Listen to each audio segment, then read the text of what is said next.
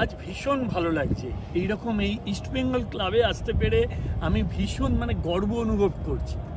এই সেই মাঠ, যে মাঠে কত বড় বড় খেলোয়াড়, পঞ্চপাণ্ডব, সালে, ভেঙ্কটেশ, আমির খান থেকে শুরু করে আজকে কৃষাণু, চিমা, যারা যাদের খেলা আমরা দেখেছি, এখনও যে বড় বড় খেলোয়াড়রা এখানে খেলেন, তাদের পায়ের ধুলো এখানেই পড়েছে। এই মাঠ অসম্ভব একটা রোমাঞ্চ হচ্ছে।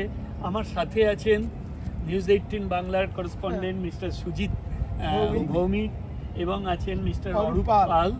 এরা দুজনেই অনেক বেশি বলতে পারবেন।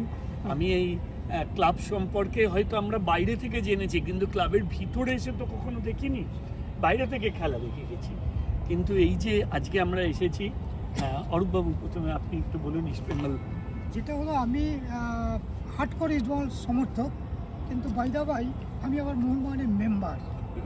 এটা একটা অন্য কারণে হয়েছিলাম, মোহনবাগান থেকে আমাকে মেম্বারশিপ দেওয়া হয়েছে। আমি কোন দলের সাপোর্টার? আমি ইস্টবেঙ্গল সাপোর্টার। আর আমি? তুমি মোহনবাগান সাপোর্টার।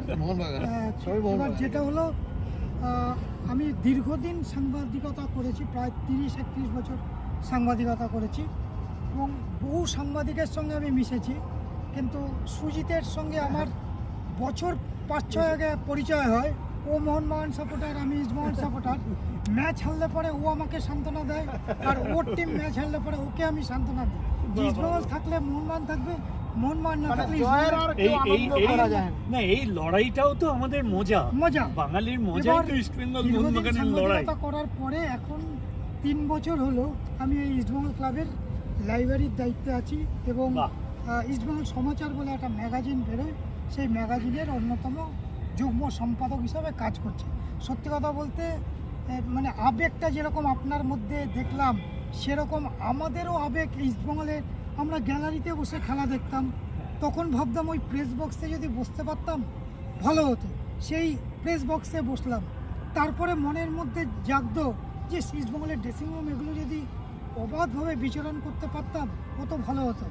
সেই শখটা পুড়িয়েছে ইস্টবেঙ্গলের শীর্ষকর্তা দেবব্রত সরকার। 3 বছর আমাকে হঠাৎই একদিন রাতে ফোন করে বললেন যে অনেক দিন সাংবাদিকতা করেছিস, তুই ইস্টবেঙ্গল সাপোর্টার, ইস্টবেঙ্গলের এই দায়িত্বটা এবার তুই নে। আমি সেই দিন থেকে খুব গর্বিত যে ইস্টবেঙ্গল ক্লাবের সঙ্গে আমি প্রত্যক্ষভাবে জড়িয়ে পড়েছি। আপনি ইস্টবেঙ্গল সমর্থক বা ভালোবাসার একটা সম্পর্কে জড়িত, আবার আপনার পাশে যিনি মোহনবাগান সমর্থক, তার পরিচয় মহিষদল রাজ পরিবারের বংশধর এবং সপুত্রই আছে, সূর্যপ্রসাদ গর্গ, রুদ্রপ্রসাদ গর্গ, এবং এই যে থাকা, এই তারাও আপনার পাশে, এতে কতটা ভালো লাগছে ইস্টবেঙ্গল মাঠে? সেটা তো স্বাভাবিক। দেখো, মোহনবাগান আমাদের প্রতিপক্ষ হতে পারে, সেটাও কিন্তু ওই 90 মিনিটের জন্য। 90 মিনিট পরে আমরা সবাই কিন্তু সমান। সেটা আমি কর্মকর্তাদের ক্ষেত্রেও দেখি। ইস্টবেঙ্গল চ্যাম্পিয়ন হলে মোহনবাগান থেকে মিষ্টি আসে, আবার মোহনবাগান কোনো ট্রফিতে চ্যাম্পিয়ন হলে ইস্টবেঙ্গল কিন্তু তাদের মিষ্টির হাড়ি, ফুলের স্তবক পাঠিয়ে শুভেচ্ছা বিনিময়। কেমন ফিলিংস হচ্ছে তোমার? এটা খুবই ভালো, আমাদের তো খুবই প্রিয় জায়গা এখানে। আমরা খুবই কি বলবো, বাকরুদ্ধ, এখনো এত ভালো লাগে। বাঙালির ফুটবলের তীর্থস্থান এটা তাই, সত্যি তাই। আচ্ছা, ওইটা কি, ওইগুলো কি? কোনগুলো? ওই সাদা, ওটা হলো টেন্ট, রিজার্ভ। ওটা ভিআইপি বক্স। তোমার কেমন লাগে? ওটা ভিআইপি বক্স। আর ওইটা হলো মোহনবাগানে আমার বাবা মেম্বার ছিলেন, আছেন এখনো। তারপরে সেখান থেকে আমি মেম্বার হই এবং ফুটবল, সত্যি কথা বলতে গেলে আমি ফুটবল খুব একটা খেলি না, ক্রিকেটের প্রতি আমি সবসময়, কিন্তু হ্যাঁ বুঝি, খেলাটা বুঝি। ইস্টবেঙ্গল ক্লাবে আমিও মেম্বার, ইস্টবেঙ্গল ক্লাবে 2016 সাল থেকে আমি মেম্বার। তো আমি প্রথম কোনো বছর আসছি, এই ফার্স্ট ইয়ার আমি এখানে এলাম এবং অরূপবাবুকে অসংখ্য ধন্যবাদ। আর সুজিতদাকে তো ধন্যবাদ করে লাভ নেই, কারণ ওনার সাথে আমার কী সম্পর্কটা উনি জানেন, আমি জানি। আমার প্রথম রাজনীতিতে পা রাখা, মহিষদলে ঢোকা এবং অনেক ইতিহাস আছে আমার সাথে। খবরের মাধ্যমে প্রথম 2011 সালের ইলেকশনের সময় আমাকে নিয়ে ঘোরানো, ফোন করে রাত্রে বকা, কি এটা কেন করছো, ওটা কেন করছো। তারপরে এইভাবে করে একটা ছোটো ভাইয়ের মতন তৈরি করা। তো আমার মাও প্রচণ্ড ভালোবাসতেন, নিয়ে বড় ছেলে বলে ডাকতেন, আর উনি মাকে ডাকতেন বড় মা বলে। তো সেটা অনেকে সমালোচনা করেছিল ফেসবুকে, কিন্তু সেটা আমার কিছু নয়, সেটা কোনো কথা নয়।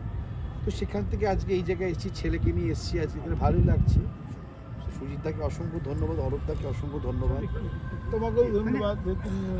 আমি মানে সুজিতের সঙ্গে আমার বছর 5 ধরে আমি সুজিতকে বলি, হ্যাঁ তার 7 কি 8 বছর, মানে সুজিতের এই অনুষ্ঠানে যাওয়ার জন্য আমার মন ছটফট করে। আমরা এই 90 মিনিটে খেলা দেখতে আসি অরূপদা, আমাদের জায়গা হচ্ছে এইটা, এই জায়গাটা কিন্তু আপনাদের জন্য প্রাপ্য, এইটা একটা এক্সট্রা প্রাপ্য। তারপরে ডিসেম্বরের 8 তারিখের কথা বললি। একদম, হ্যাঁ 8 তারিখে যাব। আমার কাছে বাঙালির দুর্গাপুজো যতটা আনন্দের, তার থেকে কোনো অংশে কম নয় সকলের কথার যে বাৎসরিক অনুষ্ঠানটা। আবার সকলের কথার আপনি ইতিহাস জানেন? না সেটা সকলের কথা রাজবাড়িতে শুরু হয়েছিল, ওর নাম ছিল সংবাদ সারাদিন। তখন আমার ছেলের বয়স হচ্ছে 4 মাস, ডিসেম্বরে জন্ম, আর 14ই এপ্রিলে হয়েছে 1 বৈশাখের দিন। তো সেদিন ঠিক আমার ছেলের তখন 6 মাস বয়স। ওখানে অনুষ্ঠান হচ্ছে, আমার বাড়িতে অনুষ্ঠান হয়েছে আমার হাত দিয়ে, এবং ময়নার রাজা প্রণব বাবুর হাত থেকে শুরু। তাহলে আমার ছেলের যা বয়স আর সকলের কথার বয়স হচ্ছে এক, আমার নস্টালজিটা বুঝুন। মানে সেটা নিশ্চয়ই। এবার ওর সঙ্গে যেদিন থেকে প্রথম পরিচয় এবং প্লেয়ারদের নিয়ে যাওয়া, যে আন্তরিকভাবে তাদের ব্যবহার করা হয়, এবার আমাকে বলতে হয় না, প্লেয়াররাই বলে অরূপ এবার কবে হচ্ছে অনুষ্ঠান, আমাকে কি রাখছো? ভাস্করদাকে একবার নিয়ে গেছি, তার 1 বছর পরে ভাস্করদা বললো আমি যাব, সুজিতের প্রোগ্রাম আমি যাব।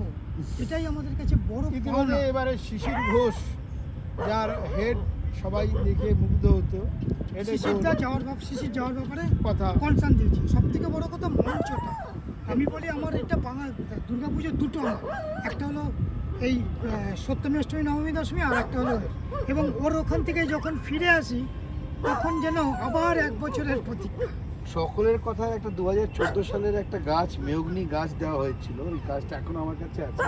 ওটা বসে রাজবাড়িতে 10 বছর পূর্তি। হ্যাঁ, এই বছর পুরো 10 বছর পূর্তি হচ্ছে, লেখা আছে এই বছর পুরো 10 বছর পূর্তি হচ্ছে। ওটা রাজবাড়ির সামনে এখনো পোতা আছে, ওটা মেহগনি গাছ। আমার মনে আছে সেবার আমরা একজন সাংবাদিককে নিয়ে গেছিলাম, তিনি বলেছিলেন আমার মেয়ের বয়স 4 বছর, আমার মেয়ে যদি 20 বছর বয়সে বিয়ে হয়, তা 16 বছর পরে এই মেহগনি গাছের কাঠ যদি কাঠ বিক্রি করে যদি আমার মেয়ের ফার্নিচার তৈরি করতে পারে।